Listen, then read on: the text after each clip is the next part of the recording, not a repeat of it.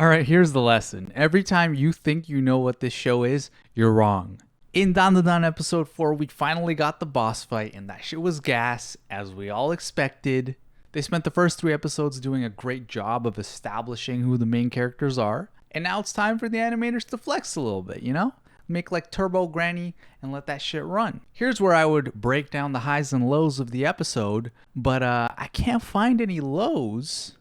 And this is where I'd put a trophy, if I had one. So let's break down some of the highs. I love how these two alternate between scared shitless and completely overconfident for no reason. Like, that's legit how teenagers are in real life. And if you're a teenager watching this, I'm sorry, but like, tell me I'm wrong. Sometimes you're just gassing yourself up for no reason. And other times you're like, oh my god, I suck, I should just die. Okarun's transformation gets cooked immediately because, of course it did. It was a trap. Duh. But man, we got some sweet directing just in this first scene.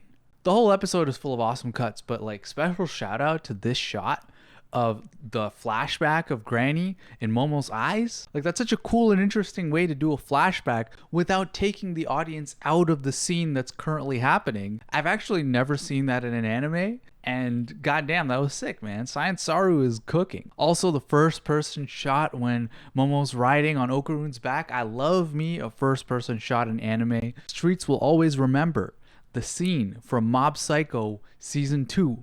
If you watch that and you don't love first person cuts in anime, then you don't exist. I'm sorry. I don't believe that there's anyone that exists with that opinion. It's hilarious how easy Turbo Granny is to taunt as well, especially because she has Luffy's voice. So if you close your eyes, well, you won't hear the subtitles, but if you close your eyes and pretend that you can understand what they're saying, it's easy to imagine Luffy being like, oh, you want to race? I'll fucking race you right now. But honestly, man, how can you not have a big dumb smile on your face watching these two goofballs? They're running from spirits, they're running from giant crabs, they're running from zombies, they're running from Momo's grandma. And the whole time they got so much chemistry. The ship's already sailed, my guys. I'm here, I'm locked in. This shit better work out. There's no will they, won't they? They will.